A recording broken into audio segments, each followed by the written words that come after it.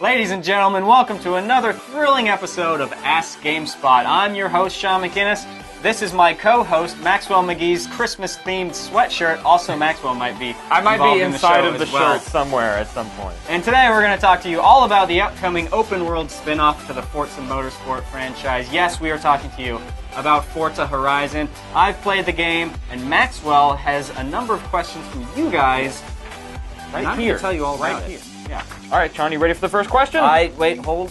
Just let it. There we go. And this is coming from Twitter. Isaac Stevens 1. He wants to know: are the driving physics in Horizon the same as in Forza 4, or will it feel more like an arcade-style racing game? So that's sort of the million-dollar question that everybody wanted to know.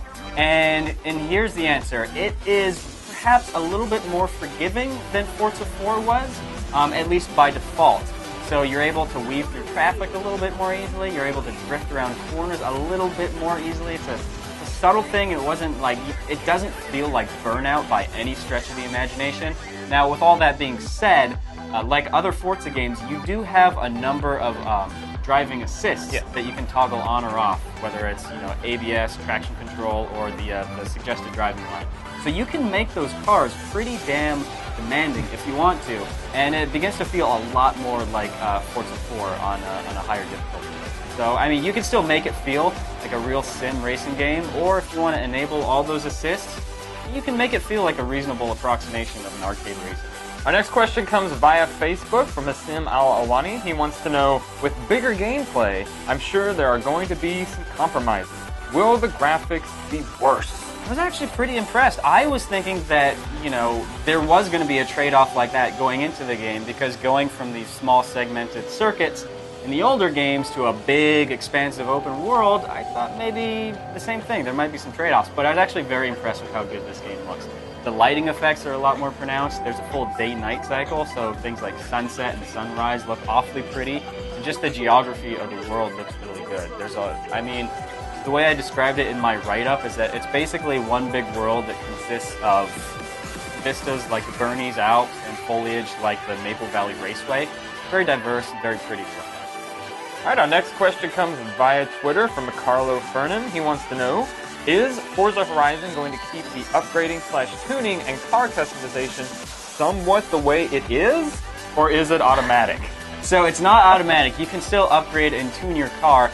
I played about the first 90 minutes of the game, and I didn't get to that part of it yet. You have to sort of there's a story conceit where you unlock new features as you go along within the first couple hours of the game. I didn't get to that part yet, but the Turn 10 guys are very adamant that they want you to be able to take a car and make sure that it's still competitive along the life of your career. So you can still upgrade your car, you can still tune your car, you can still add new air filters and roll cages and maybe not roll cages. But you can still tweak it to adjust the performance.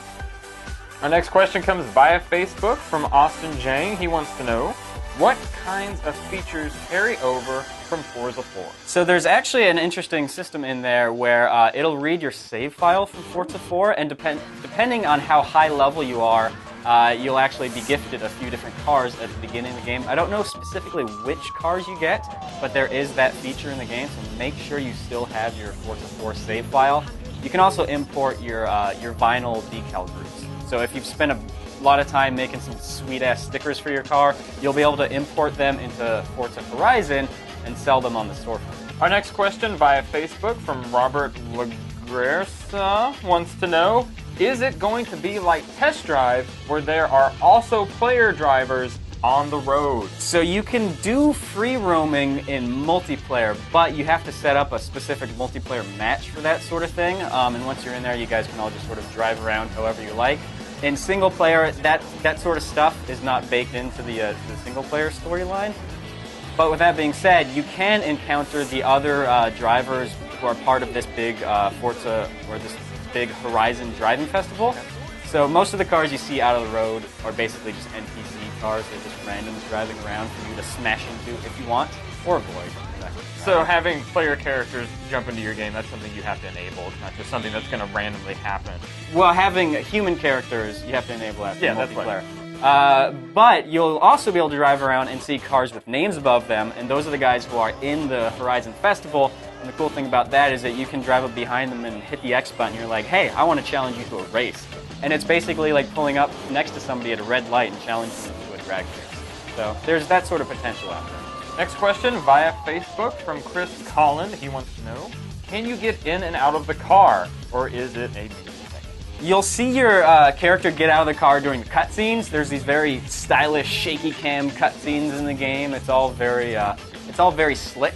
But during the game, you don't get out of your car. It's not Grand Theft Auto. You're trapped in an iron box. Right. You don't jump out to jack another car. It'll do things like previous Forza games where it says, the car that you're in right now is disabled from this particular competition. Do you want to get into your Mustang for this, American muscle car contest? And you're like, sure, I'll get into my Mustang, and then you are. You're in it, and you're driving off. Next question via Twitter from Dean M78. He wants to know, I read Forza Horizon has property damage and street racing as part of your progress.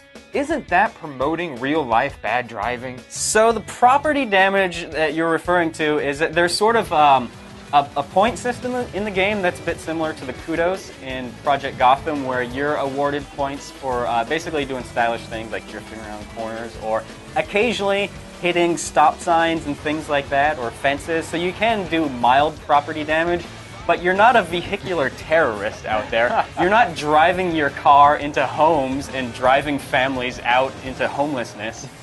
So in some ways, yeah, I mean, the game will reward you for hitting stop signs, but it's not going to reward you for being a total dick.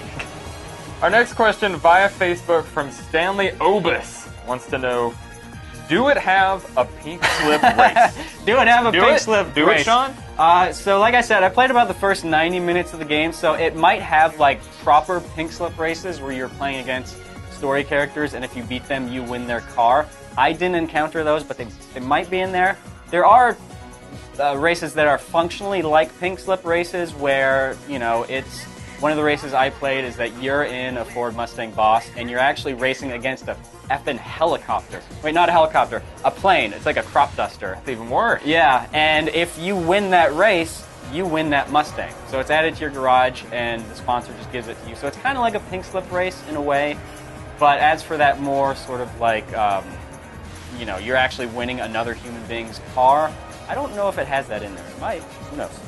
Our next question from Facebook. This one pretty straightforward from Eduardo Nascimento. He wants to know character customization. Character customization. You're not going to customize your dude, your avatar driving the car. There is car customization, like I said. You can tune it, add new engine parts, swap out old ones, the sort of stuff that you would expect in a Forza game. It's also got, like I said, custom vinyl decals, so you can still go in there and add some sweet racing stripes. You can slap a dolphin on your car if that's what you want to do. So there's car customization, but your guy in the storyline, he basically starts out as like, he kind of reminds me of Paul Walker from the Fast and the Furious franchise. He's just this, cool, regular-looking, average dude, pretty agreeable. There's nothing offensive about him, and I feel like he probably stays that way for the rest of the story. So you can't give him like a weird mustache or a cowboy hat, or maybe, but as far as I know, that's not in there. All right, our final question of the day comes from XX Naruto fan 90210XX from his pit house in Habbo Hotel. He wants to know. Habbo Hotel?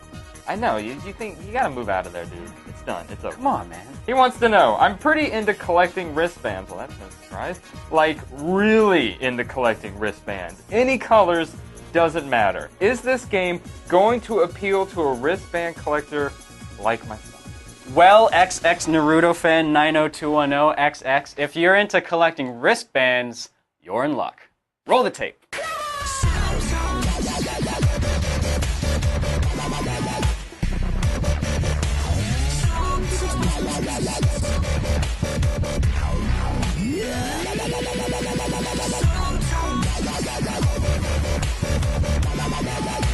I've got a green wristband waiting for you over at Race Central.